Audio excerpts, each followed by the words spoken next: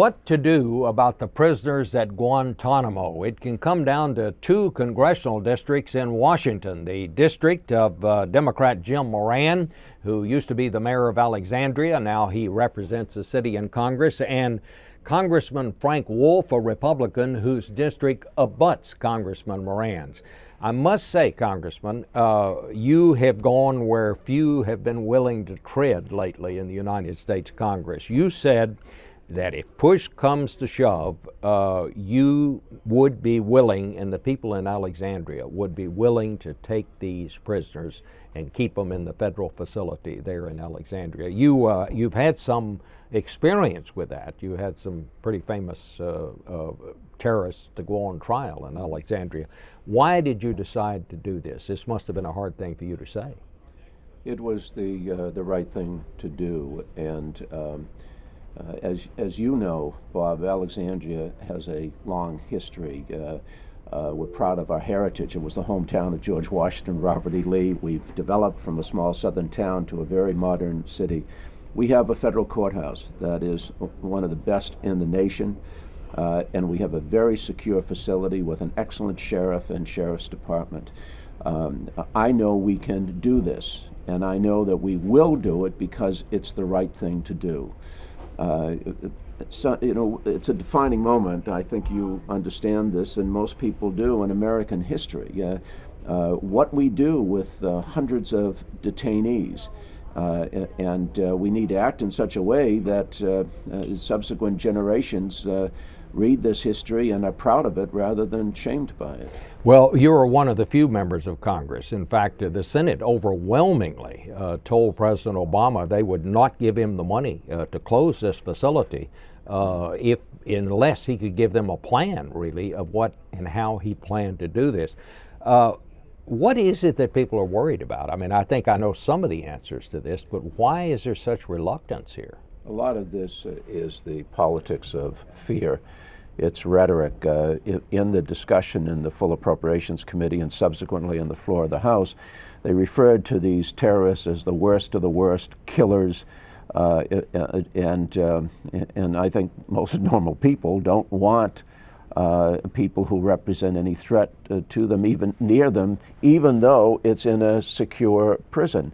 I think when confronted with the facts, though, and the alternatives to trying these people, most people will realize this is the rational thing to do. But as you know, we all have a limbic system that generates fear, and it trumps judgment and reason.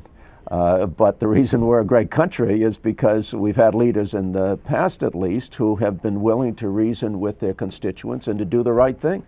George Washington was one of those leaders when he made sure that none of his troops would torture the Hessians because we were a better people than that. I think that Barack Obama is one of those leaders because he is appealing to the better angels of our nature. Well, one of those who is very much opposed to bringing these prisoners back is former Vice President Cheney. He came on pretty strong when he took on Barack Obama on this issue, really a debate that we never really had in the campaign, because in the campaign, of course, John McCain agreed with Barack Obama that we ought to close Guantanamo. What did you think of the Vice President's remarks? I was glad that he was making those remarks, because that's the contrast that the nation needs to see. And really, this is a democracy. We need to choose between one and the other. This has been Dick Cheney's policy, I think, more than George Bush's policy. And now he's saying exactly what he thought, what drove that policy. And now it's up to those who disagree with that policy to not only explain what the consequences have been, but to explain why this is not a policy befitting of our nation, why it is contrary to the values and ideals that define us as a people. Are you sure in your heart, Congressman, that the people of Alexandria will back you up on this, that they'll go along with this? You're saying it's the right thing to do, and that's why we need to do it. Are you sure that your constituents agree with you? If I was counting constituent response, the answer would be they probably don't. And I understand that, but life's too short to just go along to get along.